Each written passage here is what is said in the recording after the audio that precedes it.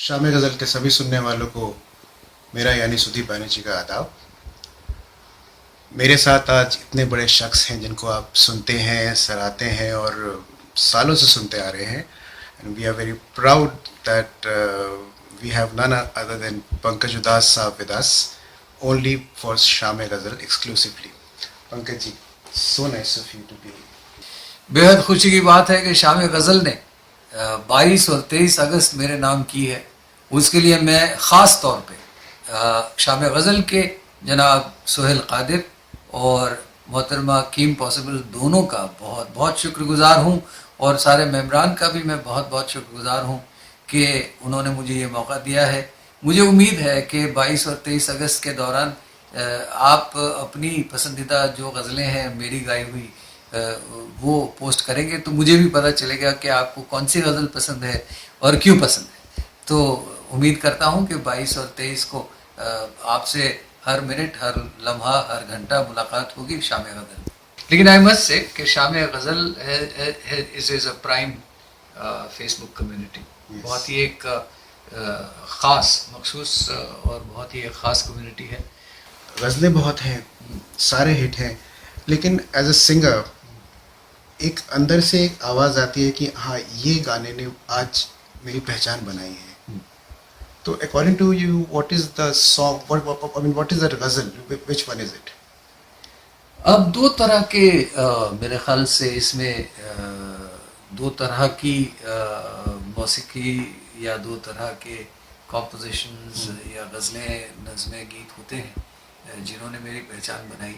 लेकिन मुझे अभी भी ये मेरा मानना ऐसा है खुद ज़ाती तौर पे कि मेरा एक एल्बम आया था मुकर्रर 1981 में, तो वो पूरा जो एल्बम है वो मेरी पहचान है।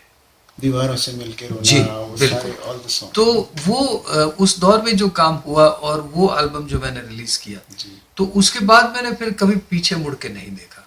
और दुनिया में जो मेरी पहचान बनी है, तो जो लोगों ने मुझे सुनना शुरू किया, तो मुकर्रर उसमें बहुत बड़ा मुकर्रर का रोल है।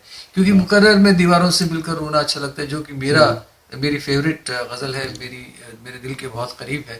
उसके अलावा झील में चांद नजर आए, सबको मालूम है मैं शराबी नहीं फिर भी आप जिनके करीब होते हैं। और उसमें एक वो गज़ल बहुत प्यारी थी जो मुकर्रर की, जो आज भी मैं समझता हूँ कि गज़ल जो गज़ल क्लासिक गज़लें हैं उसमें वो शुमार है।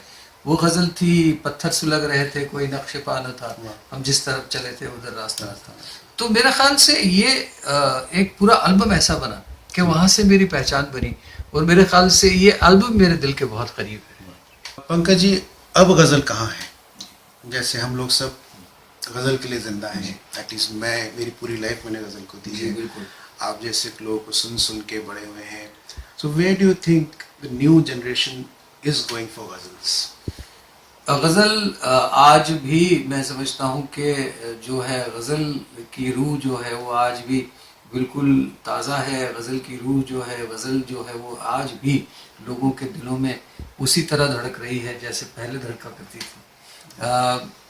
आपने तो देखा ही होगा, आप तो विटनेस हैं कि अभी ख़जाना हमने एक कॉन्सर्ट किया मुंबई में, और वो मेरे ख्याल से दुनिया का सबसे बड़ा गज़लों का फेस्टिवल है। तो ख़जाना में आपने ये महसूस ज़रूर किया होगा कि गज़ल जो है वो आज भी उसी जिसको कहे कि दिलचस्पी के साथ, उसी शिद्दत के साथ सुनी जाती है जो आज से 20-25 साल पहले लोग सुनते थे। और गज़ल की ऑडियंस भी आज शायद ज़्यादा है पहले के मुकाबले, क्योंकि अभी साधन बढ़ गए हैं गज़ल सुनने के। जैसे ये शाम गज़ल जो है कितना बड़ा प्लेटफॉर्म, तो मेरे ख्याल से गज़ल जो है वो ज़िंदा है और हमेशा ज़िंदा रहेगी। और उसकी मिसाल ये है कि देखिए इस साल कितने नए कलाकार हैं। उनमें से आपको मैं नया नहीं कहूँगा क्योंकि आप तो एस्टैब्लिश्ड हैं, लेकिन आप भी उन यंग लोगों में से हैं कि जो आज आप भी, आपकी पहचान बनी है। और नई नस्ल के बहुत सारे मेल और फीमेल, सबसे बड़ी जिसको कहें कि एक बात जो तसल्ली देती है हमें, वो ये है कि नई नस्ल के बहुत सारे बच्चे गज़ल को बड़े शौक से गा रहे हैं। बड़ी जिसको कहें कि बड़ी पैशन के साथ गा रहे हैं, बहुत उसमें दिलचस्पी लेके गा रहे हैं। तो मैं समझता हूँ कि ये जो नए बच्चे हैं जी। वो इस गज़ल का जो कारवां है उसको आगे ले जाएंगे। और मेरे ख्याल से इस कारवां में हम लोग तो सब शामिल हैं ही, लेकिन ये जो नई नस्ल के बच्चे शामिल हुए हैं, तो मेरे ख्याल से वो इस गज़ल गायकी जो है, गज़ल सिंगिंग है या तो ये जॉनर है, उसको जिंदा रखेंगे। बिल्कुल। You came towards ghazals. So what was it about ghazals, Urdu poetry that was attracting you so much? दो तीन इसके पीछे ख़ास पहलू हैं। एक तो बचपन से कुछ ज़्यादा लगाव था संजीदा गानों की तरफ। जैसे मैं स्टेज पे फिल्मों के गाने गाया करता था जब छोटा बच्चा था, तो हिंदी फिल्म के गानों में वो गाने गाता था कि जिसमें अच्छी शायरी हो, जो थोड़े ज़्यादा सीरियस हों गाने। तो मेरे ख्याल से झुकाव पहले से उस तरफ था। और उसके बाद फिर मनत जी तालीम लेते थे उर्दू ज़बान की, तो मनत जी के जो उस्ताद थे उनसे मेरी मुलाकात हुई, और उनसे जब मेरी मुलाकात हुई तो मैं कुछ जिसको कहते हैं कि लव एट फर्स्ट साइट वाली बात, कि उर्दू ज़बान से मेरी जो है मोहब्बत हो गई, मेरा इश्क हो गया, और वो इश्क आज तक भी जारी है। खैर, लेकिन वो मेरे ख्याल say that was the spark, that was the starting, जिसको कहें कि मेरी दिलचस्पी जो उर्दू अदब में या तो उर्दू लिटरेचर में जो शुरू हुई, वो वहाँ से शुरू हुई, and that was the starting point. और उसके बाद फिर कुछ दोस्तों ने, कुछ लोगों ने जो मौसीकी के चाहने वाले, मौसीकी से जुड़े हुए लोग हैं, उन्होंने मुझे बेगम अख्तर से इंट्रोड्यूस किया। तो मैंने बेगम को सुनना शुरू किया। अच्छा, जैसे जैसे बेगम को सुनता गया तो और मुझे मज़ा आता गया। उसके बाद मेरी पहचान या तो मेरा तारुफ हुआ मेहदी हसन साहब से।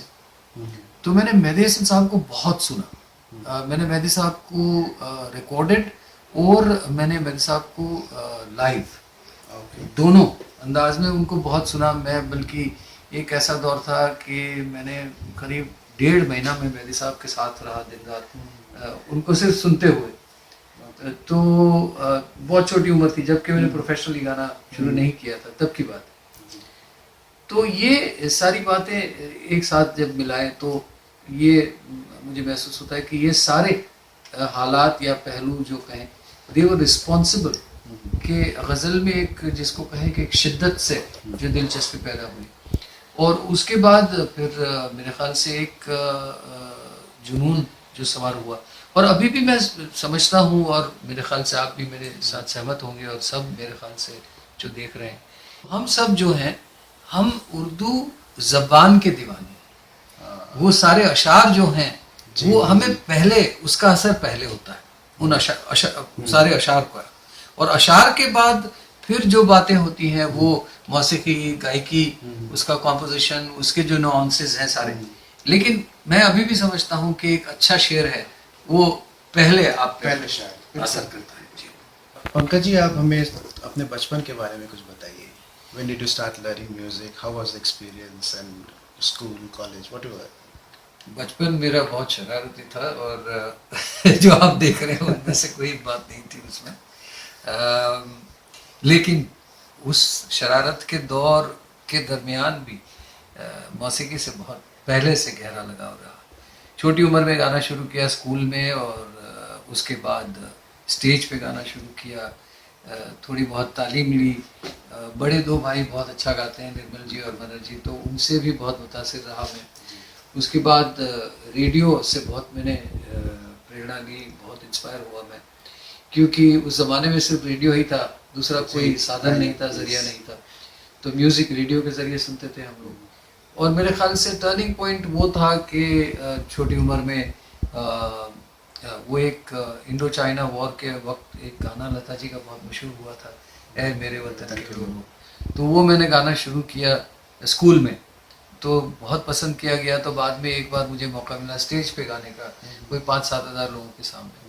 तो वहाँ से जो रिस्पॉन्स मिला, कोई एक साहब ने आके मुझे एक 51 रुपीज़ का इनाम दिया सुन के, वो इतने ज़्यादा जज्बाती हो गए, तो वहाँ से एक जिसको कहेंगे जुनून जो होता है गाने का, वो वहाँ से सर पे सवार हुआ और बस आज तक वही जुनून कायम है।